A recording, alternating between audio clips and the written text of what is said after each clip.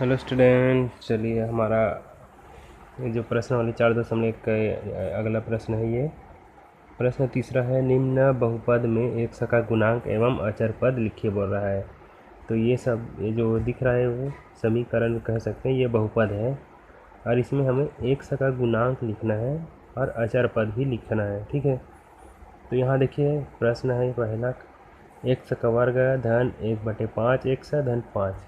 तो ये बहुपद में हमें x का गुणांक चाहिए।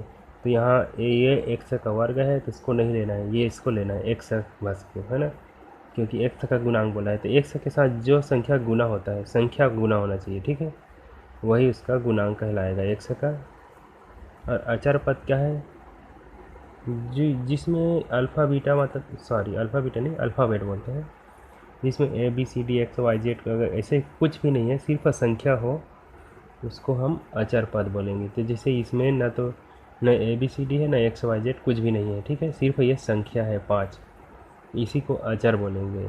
और यहाँ x के साथ जो गुना है, 1/5 जो गुना है x के साथ, तो यही x का गुणांक है। तो यहाँ लिख सकते हैं x का गुणांक क्या हो जाएगा, 1/5 हो जाएगा, ठीक है। और अचर पद क्या है, अचर पद यहाँ पर 5 है, ठीक है, ऐसे लिख लेना है। एक सक यहाँ पर का लिख सकते हैं, एक सक्का करके, ठीक। तो सेम इसने येला भी बनाना है, कोई बहुत कठिन वाला नहीं है, बहुत ही आसान है, ठीक है, आप मन तो बना सकता भाई। देखो अब हमें एक का गुणांक खोजे बोलना है, ठीक है। तो यहाँ पर एक का वर्ग तो नहीं है, सिर्फ एक से दिया है और हमें एक का ही गुणांक ही चाहिए। एक के साथ क्या चीज़ गुना है, ये √2 वर्गमूल 2। तो लिख सकते हैं एक का गुणांक करके, एक का गुणांक यहाँ पर क्या है, वर्गमूल 2 है। और अचर पद अभी बताया मैं भाई, भुला जाता का यार। अचर पद बताया जिसके साथ कोई ABCD या XYZ कुछ भी नहीं होता, सिर्फ संख्या होता है, वही अचर पद है।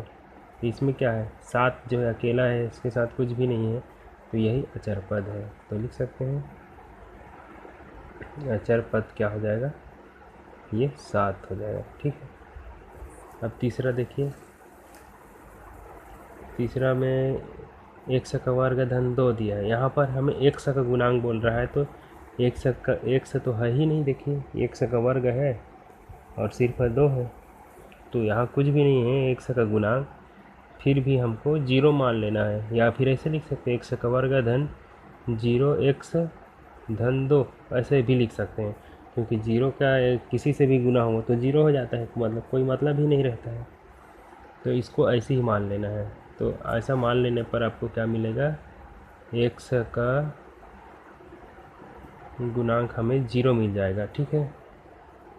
नहीं है इसका मतलब 0 मान लो, या इस तरह से लिख सकते हैं, ठीक है। और अचर पद क्या है, जिसके साथ XYZ कुछ भी नहीं होता, वो अचर पद है। तो यहाँ 2 अकेला है, यही है अचर पद, जो है 2 होगा, ठीक। तो देखा, बहुत ही आसान है और सिंपल सी है, आप लोग भी इसको बनाकर देख सकते हैं। और वही ऐसे इस तरह के जो प्रश्न हैं वो ज़्यादातर आते भी नहीं हैं। हाँ, हालांकि ऑब्जेक्टिव में आ सकते हैं, जैसे कि टिक लगाने वाला में। तो कोई भी प्रश्न जो है छोटा है या बड़ा है करके छोड़ना नहीं है, ठीक है, सबको बनाने आना चाहिए। तो मिलते हैं नेक्स्ट प्रश्न के साथ।